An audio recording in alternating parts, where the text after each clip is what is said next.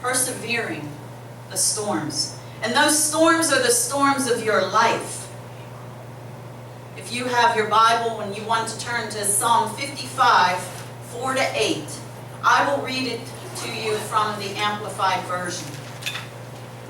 My heart is grievously pained within me, and the terrors of death have fallen upon me. Fear and trembling have come upon me.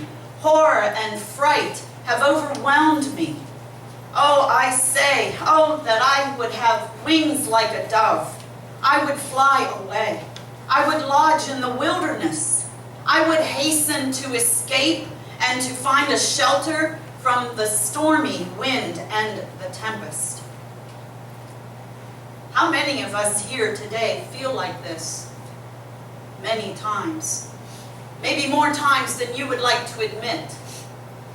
The stormy tempest is so great that sometimes you can almost taste the salt of the waves crashing over you. Hardships seem to be heaping upon you so greatly that you can barely stand. The darkness comes in, crushes you, leaving you feeling empty, hopeless, and seemingly nowhere to go. We've all been there. I've been there.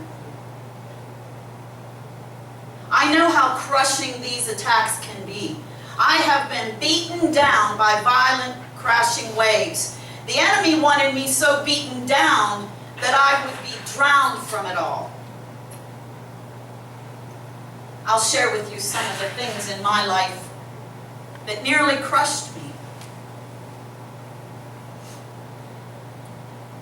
My father stole my innocence from me. But even before that happened, my mother didn't love me. Not the way that a mother should.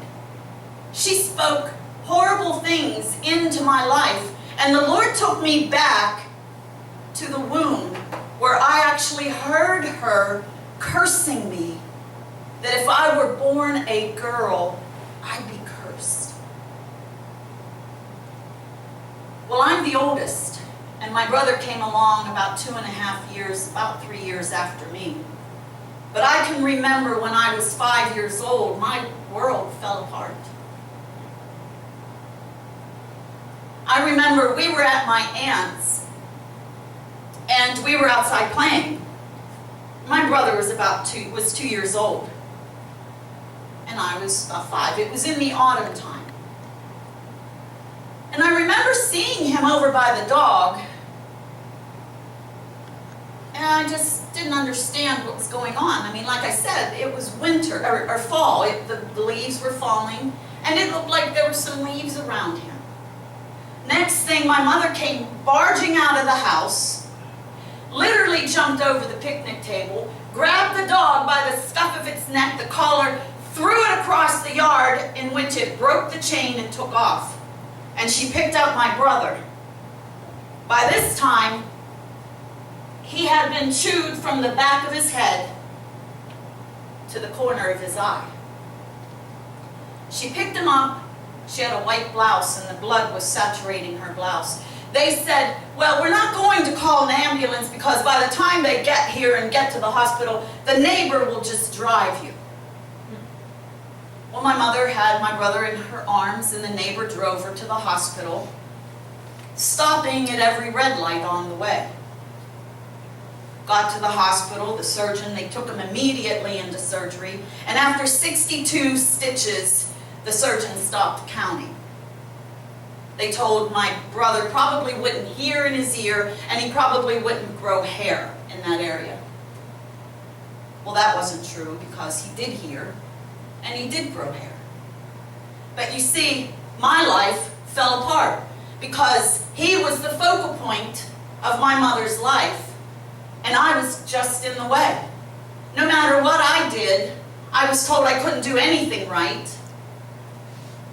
No one will ever love you. No one will ever want you. You should have never been born, and you're not worth the dirt you stand on. I went through my life like that. But I tried to prove her wrong. But then things started happening with my father. And he said, this is what fathers do. It's their duty to bring you into womanhood. I remember going about my life thinking, looking at my girlfriends and wondering, are they enduring this too? Are they experiencing this? I was too ashamed to ask. But I kept looking at everybody and wondering, are you going through this with your fathers as well? But I went through life burying everything deep inside of me, trying to hide it. No one knew what I was afflicted with when I went home. My mother then became ill when she was in the hospital more times than she was at home. I was not permitted to have any kind of after-school activity, join any clubs, because my job and responsibility was to go directly home, take care of the house, take care of the kids, and take care of my father. And my mother's hatred grew. She was hateful. There wasn't a time I could remember her ever telling me she loved me. She was never proud of me, never said anything, and I strived to do the best I could in school. There were times I couldn't take it, and I remember taking a disposable razor and trying to slash my wrists. That didn't work very well. My mother even wanted me dead. We had a wringer washer in the basement, and our basement was not finished. My father hoarded a lot of things, and so there was a pathway to get to the washer. And I remember the one day she said, there's something wrong with that washer. Every time I touch the water, I get shocked. Nancy, you go down and take the water out, the clothes out of the water. I went downstairs and I'm standing by the washing machine and I'm crying and I'm saying, how am I going? She wants me dead. She wants me to die. She wants me to stick my hands in there and get electrocuted. Lord, what am I going to do?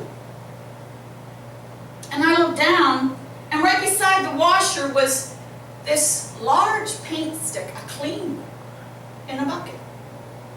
And when I looked down and saw it, I thought, wow, use that to get the clothes and stick them through the wringer. And that's what I did.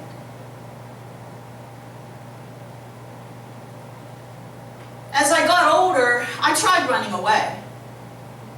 But I was dragged home. I was found, and they discovered where I was. And I was literally dragged home by my ponytail. So I needed to get out. And the only way I thought to get out was to get married. And I met someone. I didn't love him. I didn't want to be around him. But the only thing I could think of was, well, I tried running away. I couldn't do it. They found me. They brought me home. I have to get out of here. The only way to get out is to get married. But I wasn't allowed to get married until I reached 19.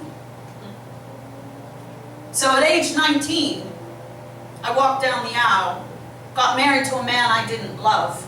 And in my heart, I kept thinking, I will just immediately get a divorce from him and I'll surely be free. Well, that didn't happen. Because I soon ended up from the frying pan into the fire.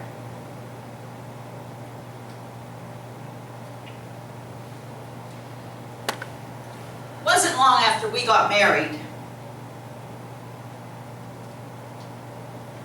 that the abuse started. He immediately took control of my life. And within the first year of our marriage, I was pregnant. And I was pregnant with twins. I remember when we moved into a trailer and arguing, and I ran down the hall to get away from him, and I remember hearing a thud behind me, and when I looked, there was a knife in the floor sticking right behind me, and I remembered I had a flash that my mother had done the same thing to me. She threw a knife at me one time as I was trying to get away from her. And the same thing, it stuck in the floor right in the back of my heel. At that time, I was working night shift, 11 a.m. till 7 p.m. When I came home, he left 8 o'clock, wouldn't get home until after 5, and I was watching 3-year-old twins. Well, I wasn't sleeping. I would come home and have to watch the girls, and a couple times I dozed off on the couch from just pure exhaustion, waking up to the girls tapping me and realizing, oh no, in the half an hour, 45 minutes I slept, they got into something. One day they got in, he would roll his own cigarettes. And I used to yell at him because all of that stuff was on the floor in their reach. And he just would yell and say, they just have to learn not to touch it. And if they did get near it, he used their head as a bowling ball and whacked them down across the living room. So the abuse wasn't just toward me anymore, it was on my girls.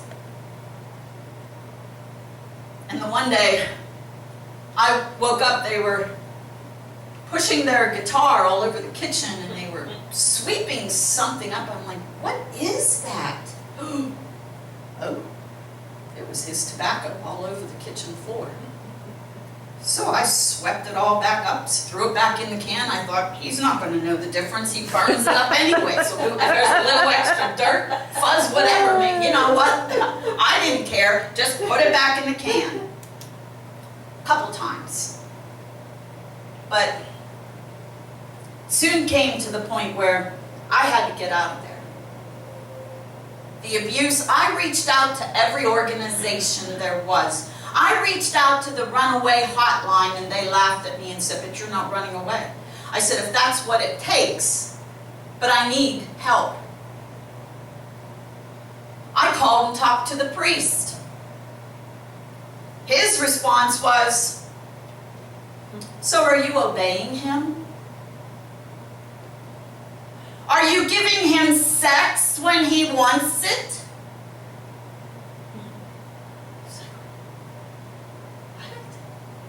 What about me and my children? Soon, people started coming into my life. But at one point, I was so exhausted I couldn't sleep. I went to the store and I picked up some sleeping pills. And when I got home, it was a Saturday. On the weekends, he was supposed to watch the girls so I could catch up on my sleep. So this Saturday morning when I got home, he was to take the girls and watch them so I could sleep. I figured I'd take the 2 recommended sleeping pills and I'd be asleep. And I watched the clock tick. Tick, tick, tick, tick. I turned, took 2 more. That didn't work. Next thing I knew, I took the whole bottle and took all the pills, and I thought, maybe now I will get some rest. It was a half an hour, maybe 40 minutes that I had slept. I fell asleep, of course, yeah, I fell asleep. But within a half hour, 40 minutes, I woke up running to the bathroom, throwing up into the toilet, holding on to the toilet. I heard him stomping down the hall, yelling at me, what are you doing? You're up and I'm watching them. And then I heard the girls following. And I heard one of them say, I think Mommy took too many pills. And it was at that exact moment, a lightning bolt hit the back of my head, and my head literally bounced off the toilet seat. And in that lightning bolt, I heard, you cannot leave those girls with him.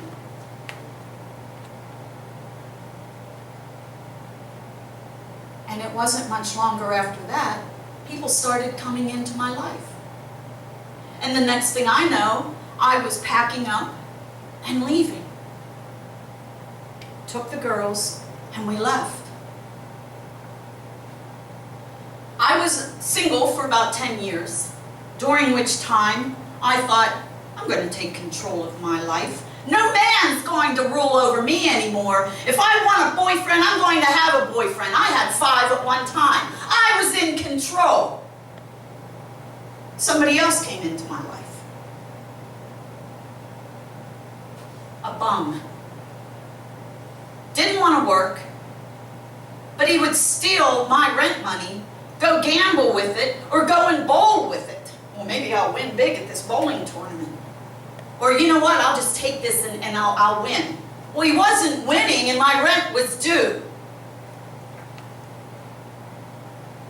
The depression was really getting a grip on me at this time. And I was on Ativan. And this one night, the girls were at a sleepover and I thought, I'm going to have a pity party. Me, bottle of Ativan, and a bottle of wine. We're going to have a pity party. I'm done with this. I didn't think anything about my girls. I was only thinking of myself. Let's have a pity party. Ativan, drink. Ativan, drink. Ativan, drink. Took almost the whole bottle. In fact, I think I did take the whole bottle. Finished off the bottle of wine. And I was in pretty much of a stupor where I was passing out. He broke in and apparently raped me. I didn't realize this until the following day. Soon after, I started getting nauseated, dizzy, and I thought, dear Lord, this can't be. No. I'm not getting support for these two, and now this is with a guy that is a bum. I won't, how am I supposed to support something else, another kid? I can't. I can't. I made up the decision, I can't, and I'm not having his kid. I made him drive me to Pittsburgh to have an abortion. I like how some of these people on Facebook nowadays are posting out there about these abortions. Oh, I had an abortion. It's the greatest thing I did. I don't know who they are, but it was the most horrific experience that I ever had. I was in such a dark place. I was hallucinating. I was having nightmares as I was awake. But somehow I had to get through this because nobody had to know. I couldn't tell anybody, and especially my girls. I had to be there for them. So I had to scrape myself up and forget this, stuff it down, and move on.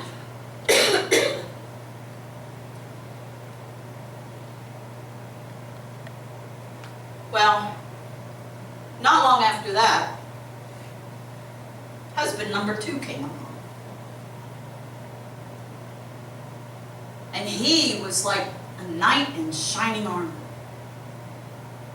While I was working, he worked night shifts, so he would, do your kids need picked up from school?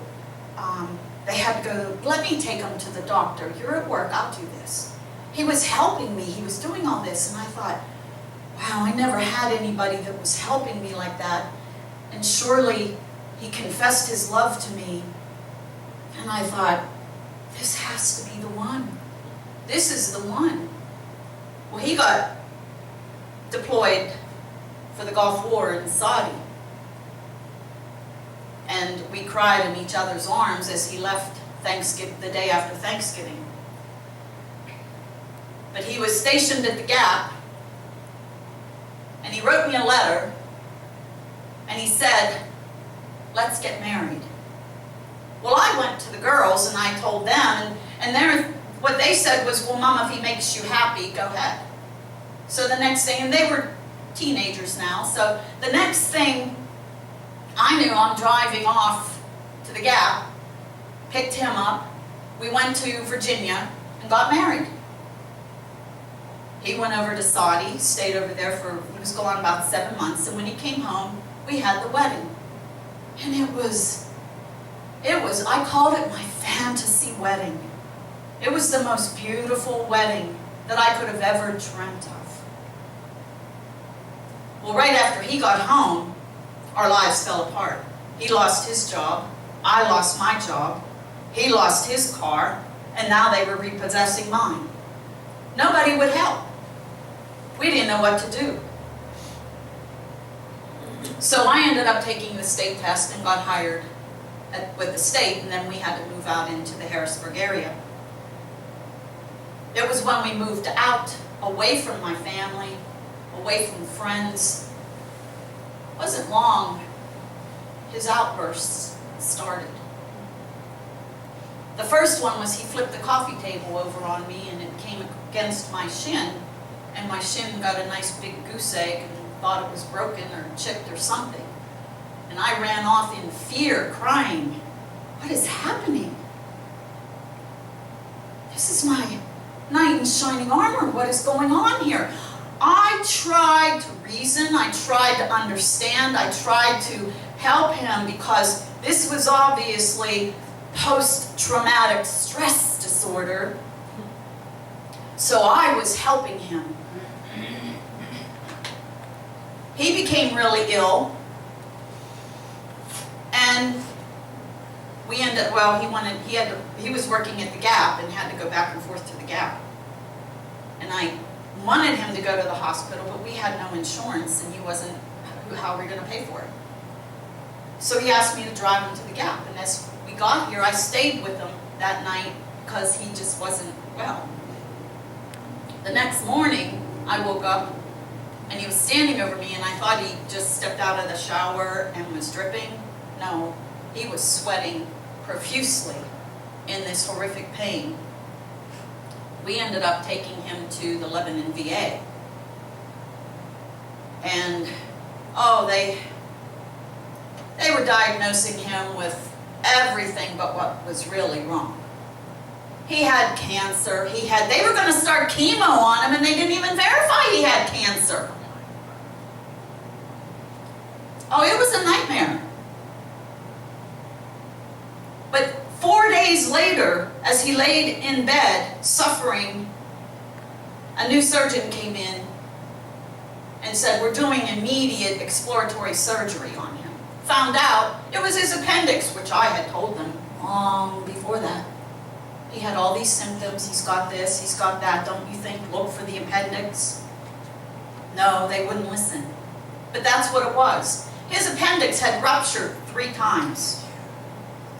And it was extended over into the left side instead of the right side. Therefore, the pain wasn't significantly in the right, which then they couldn't understand why the white blood cell count was so high. But 4 days later, he finally had surgery. He was in the hospital for 2 weeks. During that time is when we lost everything. But we ended up moving out here into the Harrisburg area. I had a job, and soon he got a job. But the abuse escalated and grew. My girls were now graduating high school and they were going to college, so they weren't home a lot, and I was glad for that. They did some college at Hack, and then they went to Temple. And I was glad when they moved out, because they didn't have to endure his wrath, and his wrath was continually growing worse and worse. Until finally one day, we had moved into a small town in Adams County, and the violence was horrific. And I knew he was seeing someone. He did it openly, plainly in my sight, so that I could see what he was doing. I had the police come out several times. He picked me up one time when I decided I was going to be bold and get in his face. Well, he picked me up, threw me, and broke my right ankle when I came down on it.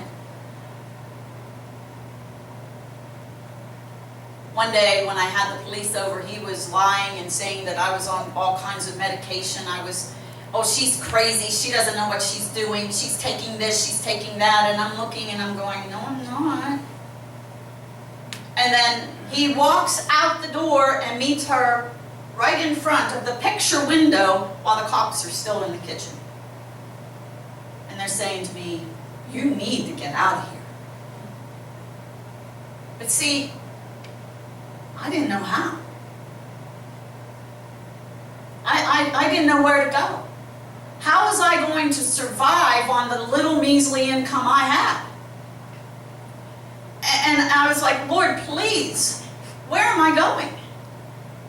And see, I kept crying out to the Lord, but do you know I did not know that the Lord was Jesus? I called upon him, but I didn't know him or who he was. But for 3 years, the last final 3 years that I was with him, every time I would cry out and say, Lord, when is this going to get better? I would hear, you must leave. And I thought, no, I can't. I must make this marriage work. It's my responsibility. I have to make it work. Well, one person can't make it work. Not when the other one is bent on you dying. And the final straw was, he knocked, we were yelling, he was screaming at me, and I stood there, and the next thing I know, he took my legs out from under me, and I went down. He straddled across my waist, pressing down on my throat, and pushing so hard that I thought the pressure was unbearable. My head felt like it was going to explode. I could feel the heat, and he kept pressing, and if I struggled, he pressed harder. And he would say, well, they'll never, I didn't choke you. My fingers aren't around. There's no marks on your neck. And I thought, the crushed larynx won't give it away. And I lay there. And this time I just said, I give up. I'm done. And I laid my arms out to my side. And in my thoughts, I was like, Lord, take me now. End this, because I don't want to go through this anymore. Let it be over. And the next thing I know, he slammed my head off the floor. And he said, when I opened my eyes and looked at him, the bulging eyes, spitting and seething, the veins bulging out of his neck, glassy eyes, he said, why don't you just die? I scraped myself up off the floor, went back into the bedroom, locked myself in the bathroom, propping my feet up against the door, praying again, Lord, when is this going to get better? Hearing, you must leave. Again, the Lord brought people into my life. And before I knew it, he had answered my prayer when I asked him for, please, Lord, just find me a small place away from the city, near your nature, near woods, so that I can enjoy peace when I come home from work. And that's what he gave me. He answered my prayer. Many, many raging storms in my life that were sure to have the end of me. A few years ago, I was sitting on my couch in the living room, and next thing this rapping, this blast came against the window, and it startled me. And the wind had kicked up so much that it kicked up some branches and smacked it against the window. And then I realized, oh, all my umbrellas are up outside. I went outside and I walked out. I had 3. I had one on the table, I had one on the side, an offset one, and then another offset one over by the door. I had 3. By this time I walked out, and the one in the middle had turned and inverted. It was ready to just rip off the pole. I grabbed a hold of it, and the wind literally pinned me up against the house. And I stood there. The howling of the wind, I mean, it was fierce. I said, Lord, hey, Lord, I could use some help now. Lord, are you going to calm this storm? And I heard, you calm the storm. Well, by this time, I know who the Lord is. I know that my Lord and Savior is Jesus Christ. And I thought, but Lord, I thought Daddy, you would do it for me. He says, you calm the storm. Okay. So I went, in the name of Jesus, I command you, wind, be calm, be still. You could have, it just, done. I mean, you could have heard a pin drop. I thought, wow, this is pretty cool. I had time, I took that one down, I went over and I took the one down on the table and laid it on the glider, and by the time I got back to the other one, it had blown out into the yard, and I grabbed a hold because I had to push it this way to wind it down, and I said, wind, I command you, be calm, be still. And it stopped again. And I thought, oh, okay. Wound it down, tied it up, went in the house, looked on the laptop, and I saw, tornado warnings. And I went out and I said, I command you, storm. I decrease you. I downgrade you to a rainstorm. Then I realized I didn't tell it how much it to rain, because then there were flood warnings later. But we had no tornado. The wind ceased. But you see, God wasn't showing me, the Lord wasn't saying, Nancy, you have control over the weather. No. He was showing me, you have control over the situations in your life. You don't have to be trampled down by the devil. Devil's a liar. You can calm your storms. But how many times does the devil come up and lie to you and say, God's not listening to you? You praying that prayer again? How many times is that going up? You think it's going up? I don't think it's going up. Have you gotten an answer? No, I don't think you've gotten an answer. And the devil keeps beating you down. Why? What works for everybody else, maybe I'm just not worthy for it to work against me. Maybe it doesn't work for me. That's another lie of the devil. Jesus Christ died on the cross for that. Shed his blood for that. You see, all these storms, all these trials, all these tribulations, I still have storms. I can't say that that's all ended. The Lord's just shown me you can handle them. You can take care of them. And it wasn't too much long ago that I actually felt the waves crashing upon me. It was fierce. I was being pelted. I could taste the salt water. I was like, Lord, I'm drowning here. Well,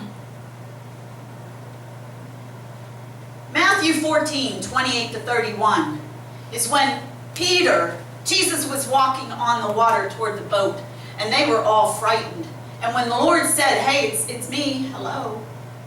Peter says in 28 to 31, and Peter answered him, Lord, if it is you, command me to come to you on the water.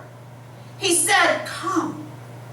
So Peter got out of the boat and walked on the water, and he came toward Jesus. But when he perceived and felt the strong wind, he was frightened. And as he began to sink, he cried out, Lord, save me from death. Instantly, Jesus reached out his hand and caught him and held him, saying to him, oh, you of little faith, why did you doubt? Now, first of all, I want you to pay close attention to instantly. Instantly. The devil will have you think, well, he's going to let you sink. You got a lesson to learn here. How far down are you going to go? You might drown a couple. Well, yeah. How many breaths do you have? Devil's a liar. No, Jesus reached out instantly, and he reaches out to us instantly if we call upon him. The song, how far will you let me go? He doesn't move. We do. And I felt myself drifting because I kept saying, how far are you going to let me go, Lord? I want to come back. I don't know how. I kind of lost the way. It's dark here. And I look up, and there on the water, Jesus, focus on me. Look at me.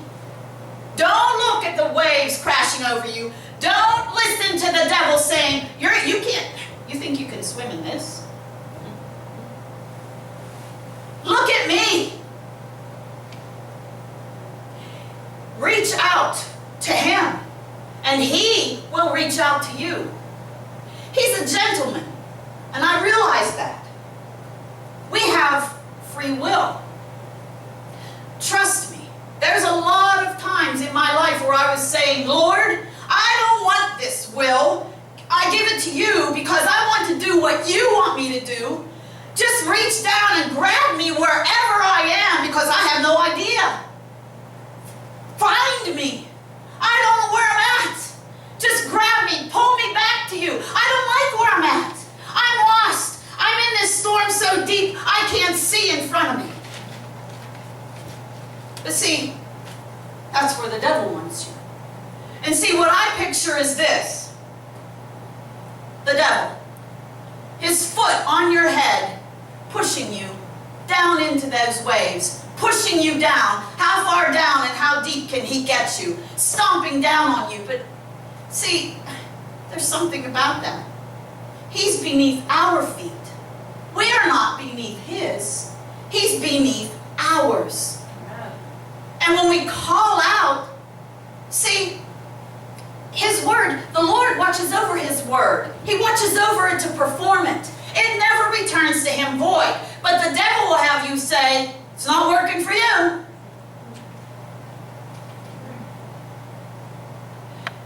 Faith. See, we go through these for the perseverance of it. We go through it so our faith grows stronger and stronger in the storm. When we persevere and get through, our faith is much greater. We understand, hey, look, I got through all that stuff.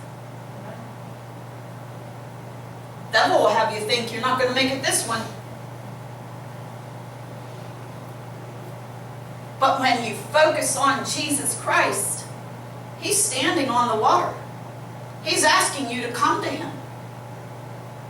Don't look around and say, oh boy, I can taste these waves. They're crashing over my head. This is a violent raging storm. I'm not going to make this one. Yes, you can.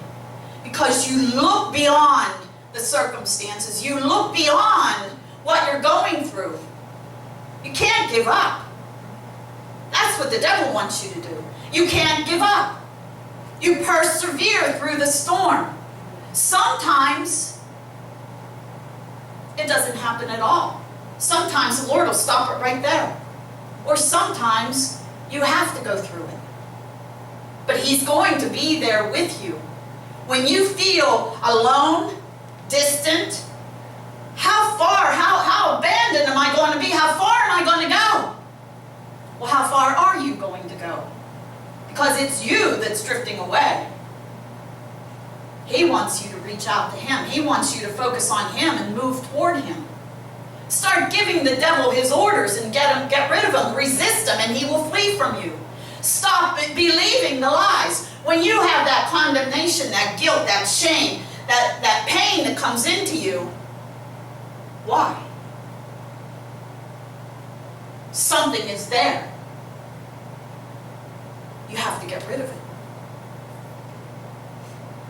Offense, all of it you have to get rid of it. Unforgiveness is the big one. And if you can buddy, the devil's got territory all over you. He will run rampant all over you. He will beat you down, back and forth, left and right, shake you a little bit more. But you have to let go. You have to give it up. You have to surrender to the Lord. When you surrender completely and look at the Lord Jesus Christ, you will find you're walking on that raging storm straight to Him. He won't leave you. He will never forsake you. He loves you. We just have to remember that. Because we're always going, He said, in this life you will have trials. You will have tribulations. You'll have storms in your life. But are you going to let them defeat you? Or are you going to defeat them? Persevere through it. Get through it. Come out as an overcomer. Not a survivor. There's a difference. I am an overcomer. I have overcame what I had gone through. Jesus came to the world. He overcame the world. When we look at Him, we can overcome too. We don't just survive. We overcome. Persevering. You look at the prize at the end, and that's Jesus. We move toward that prize. The devil wants you to give up. He'll cast storms at you all the time. You just command him, be calm and be still. Cease and desist now in the name of Jesus. Get rid of the garbage. We can all do it. And we all fall short. But the Lord's always there. And when I look back, He was there even when I didn't know Him. He brought me through things even when I didn't know Jesus was the Lord I cried out to. When I came to the Lord on November 5th of 2009, baptized in Israel in the Jordan River, everything changed instantly. But my life was totally renewed. But I knew who He was. I know who He is. And no matter if the devil comes at you and you feel threatened, Jesus is always there. He's standing right in front of you. He's not going anywhere. It's you that drifts. So, I hope today's message helps you to understand that you can persevere the storm. When it comes upon you, you can take command over it. You can stop looking at the crashing waves that are coming over top of you, that are trying to push you down under and drown you.